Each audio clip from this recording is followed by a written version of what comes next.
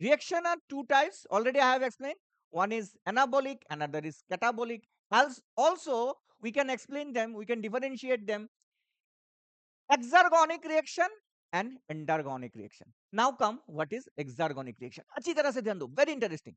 What is exergonic reaction? देखो बेटा, अभी ये है रिएक्टेंट, ये है रिएक्टेंट, और यहां पर है आपका प्रोडक्ट. ठीक है, रिएक्टेंट और प्रोडक्ट.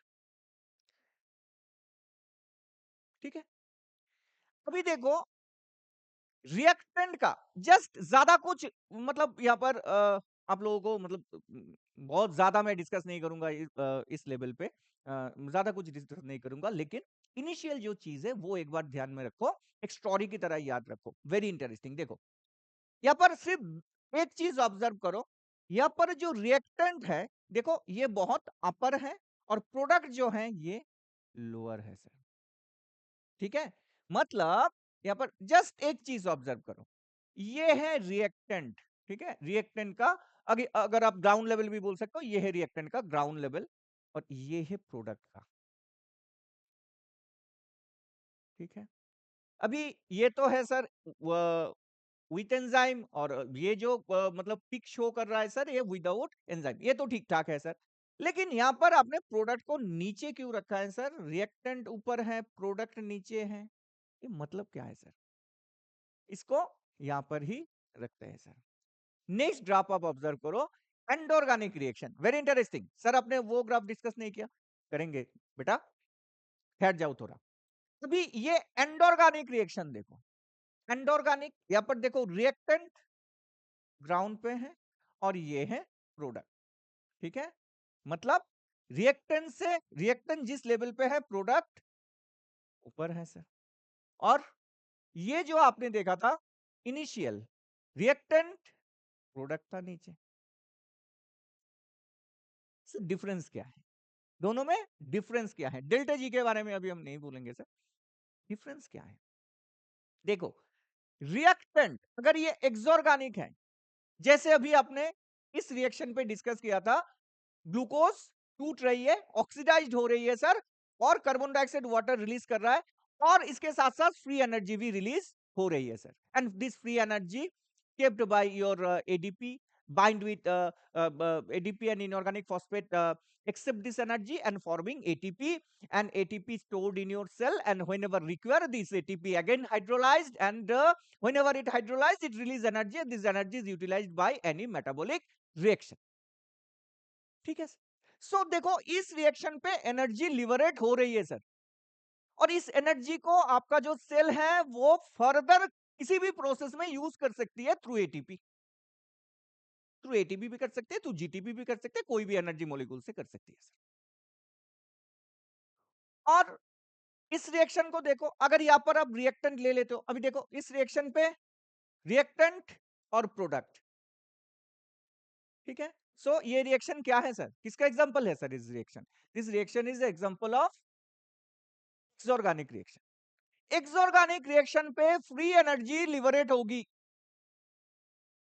किसको आप एक्सऑर्गेनिक बोलोगे? जिस रिएक्शन पे फ्री एनर्जी लिबरेट हो रही है सर मीडियम में, उसी रिएक्शन को हम बोलेंगे सर एक्सऑर्गेनिक रिएक्शन.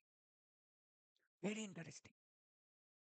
सो कोई भी कैटाबॉलिक रिएक्शन, कोई भी मतलब मॉलिक्यूल्स आपकी सेल में टूट रही है ना, बॉन्ड ब्रेक हो रही है ना, और उसी बॉन्ड जब ब्रेक होगा ना, उस बॉन्ड से एनर्जी रिलीज होगी कहां पर? मीडियम में.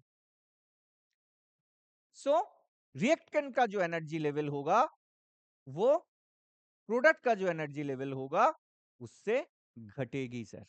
रिएक्टेंट का एनर्जी लेवल जो होगा वो हाई होगा. जैसे मान के चलो यहाँ पर हम ले लेते हैं C6H12O6.